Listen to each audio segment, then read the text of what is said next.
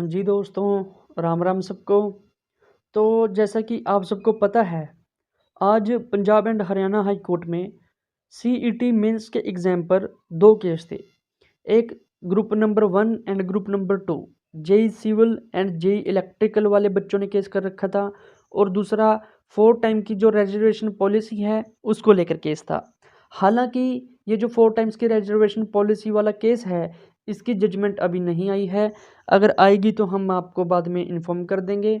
लेकिन जो ये जेईई सिविल वाला केस था, इसकी जजमेंट अपलोड हो चुकी है, और इसमें जज साहब ने क्या कहा है वो हम आपको बताते हैं।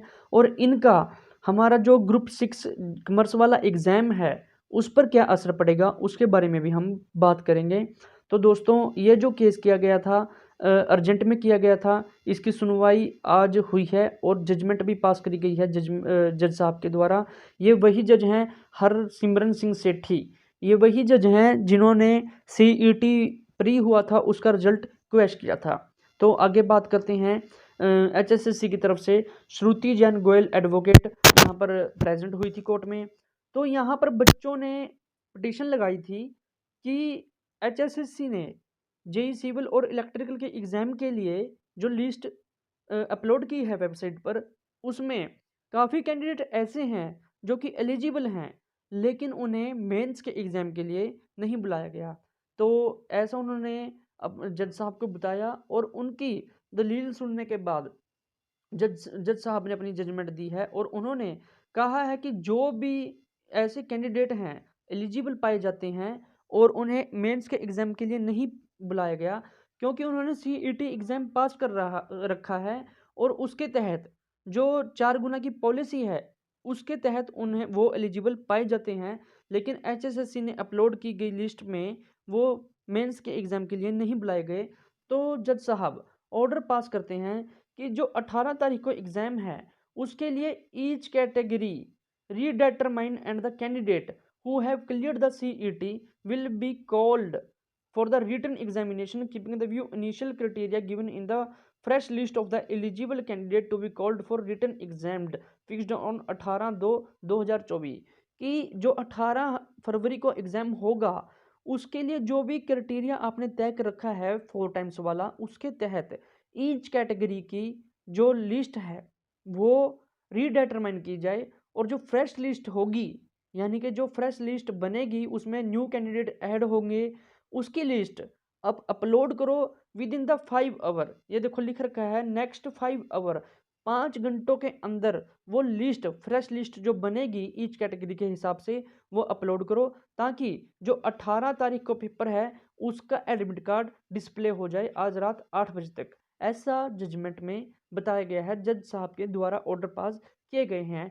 यानी कि जो एचएसएससी ने ग्रुप 1 और ग्रुप 2 जो जेई सिविल और इलेक्ट्रिकल का एग्ज़ाम था 18 फरवरी का, उसके लिए जो लिस्ट अपलोड करी थी वेबसाइट पर, उसमें काफ़ी ऐसे कैंडिडेट पाए गए थे जो एलिजिबल होने के बाद भी कॉल्ड नहीं किए गए हैं मेंस के एग्ज़ाम के लिए।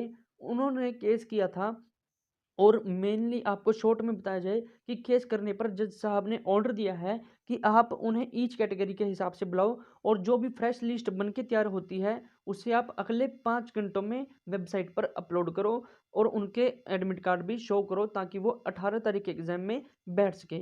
तो ये आज का कोर्ट की सुनवाई थी। अब अगर हम बात करते हैं इस केस का हमारे ग्रुप 6 कॉमर्स वाले के एग्ज़ाम पर क्या इफ़ेक्ट होगा। दोस्तों, जो इसमें बताया गया है कि आप ईच कैटेगरी के हिसाब से कॉल करो बच्चों को 4 टाइम्स में एलिजिबल कैंडिडेट्स छांटने के लिए। तो ग्रुप 6 में कितनी कैटेगरी हैं आपको बहुत पता ही है, और हर कैटेगरी में अलग तरह की कंडीशन लगी हुई है। अगर एचएसएससी इसी तरह से ईच कैटेगरी के हिसाब से कॉल करेगी इस जजमेंट के अकॉर्डिंग बच्चों को 4 टाइम्स के लिए, तो काफ़ी मुश्किलें बढ़ने वाली हैं एचएसएससी की, क्योंकि हर कैटेगरी की अलग कंडीशन बनती है, और उसके हिसाब से बच्चों को छांटना काफ़ी मुश्किल होगा एचएसएससी के लिए। और अभी जो हमारा हेडलाइंस में चल रहा है कि 25 तारीख को एग्ज़ाम होगा ग्रुप 6 का। तो दोस्तों, आज 16 तारीख हो चुकी है, अभी सिर्फ 9 दिन हैं बीच में, 8-9 दिन बीच में है। 25 तारीख को अगर हम एग्ज़ाम सोच के भी चलते हैं तो 9 दिन में इतना सब कुछ करना एचएसएससी के लिए काफ़ी मुश्किल भरा काम होगा कि ईच कैटेगरी के हिसाब से बच्चों को छाँटना और उनकी लिस्ट जारी करनी और डेट फिक्स करके फिर एडमिट कार्ड भी जारी करने काफ़ी मुश्किल का काम है।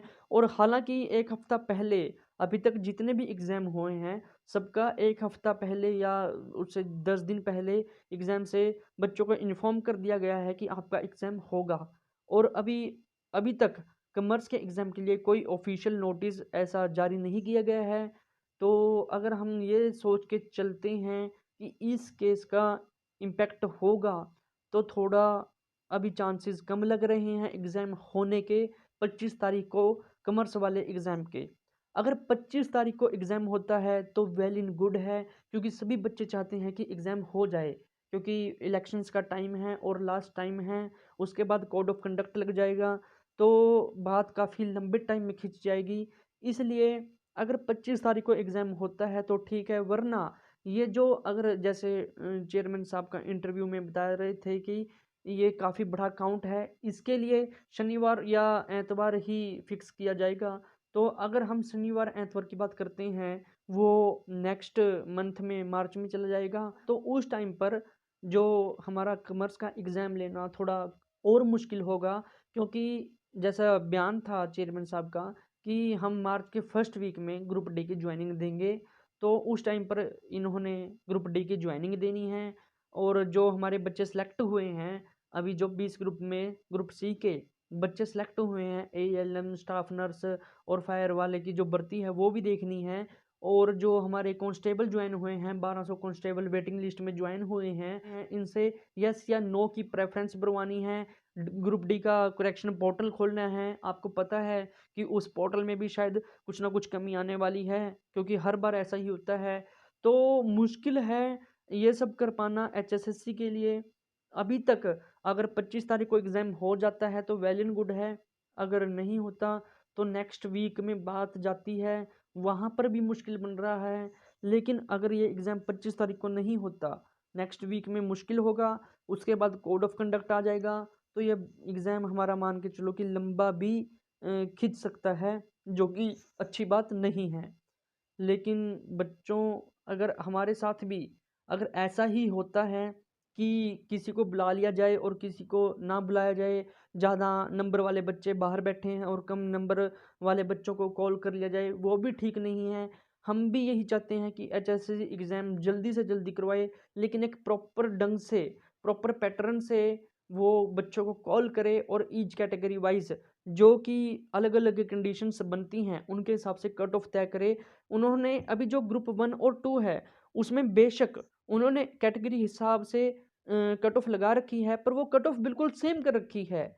ऐसा पॉसिबल नहीं है कि सभी कैटेगरी की कट ऑफ सेम चली जाए, न जाने कौन-सा फ़ॉर्मूला एचएसएससी यूज़ करती है।